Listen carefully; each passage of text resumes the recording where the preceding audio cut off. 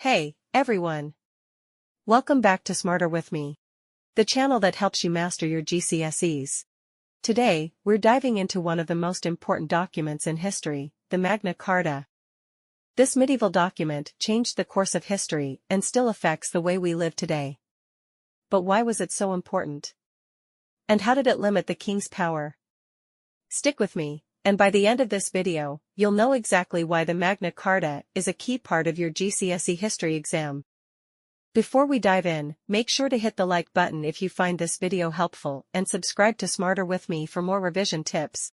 First things first, what is the Magna Carta? The Magna Carta, which means Great Charter, was signed in 1215 by King John of England. But this wasn't just any piece of paper. This document was a huge deal because it was the first time that a king's power was officially limited. Quick question for you, can you guess why King John had to sign the Magna Carta? Was it A. He wanted to be popular. B. He was forced by rebellious barons. C. He thought it would be good for England's future. Pause the video and comment below with your answer. Got your answer? The correct answer is B. He was forced by rebellious barons. King John was a pretty unpopular guy. He taxed his barons heavily, lost a lot of land in France, and refused to listen to his subjects. The barons weren't happy and eventually revolted, forcing John to sign the Magna Carta at Runnymede in 1215. So, what exactly did the Magna Carta say?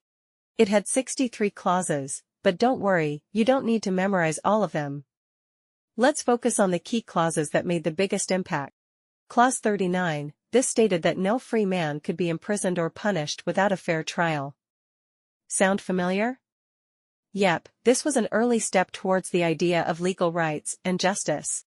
Clause 12, it said that the king couldn't demand taxes without the consent of his barons. This put a stop to King John's habit of demanding huge sums of money whenever he wanted. Clause 61, perhaps the most dramatic, this created a group of 25 barons who could overrule the king if he broke any part of the Magna Carta. Imagine that, a king having his power limited by barons. So, why does this 800-year-old document still matter today? The Magna Carta set the foundation for modern democracy. It was one of the first times that a king's absolute power was challenged, and it laid the groundwork for the development of Parliament. Even though the Magna Carta didn't immediately give freedom to everyone, it began the process of limiting royal power and promoting individual rights. Let me ask you another question. Can you think of any modern-day documents or laws that were inspired by the Magna Carta? Drop your thoughts in the comments.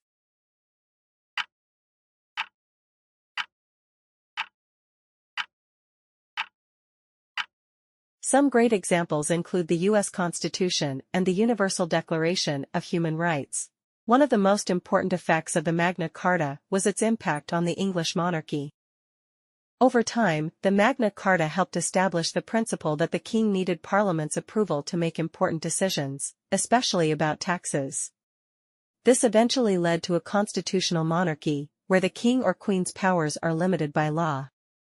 So next time you're studying British history, remember that the Magna Carta was one of the first steps toward the democratic system we know today. Okay, let's quickly recap the key points you need to remember about the Magna Carta for your GCSE history exams. Signed in 1215 by King John after pressure from his barons. It introduced the idea that no one is above the law, even the king. It limited the king's power by giving legal rights to free men and requiring barons' consent for taxation. It had a lasting impact, influencing the development of Parliament and inspiring modern democratic laws. Listen in. Here's a bonus tip for your exam. When writing about the Magna Carta, always link its long-term significance to modern-day systems of government.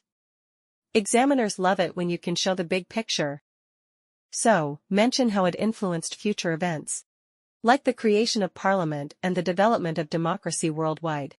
That's it for today, guys. I hope you found this breakdown of the Magna Carta helpful.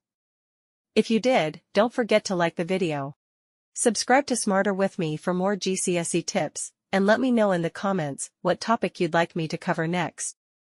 Good luck with your studies. You've got this.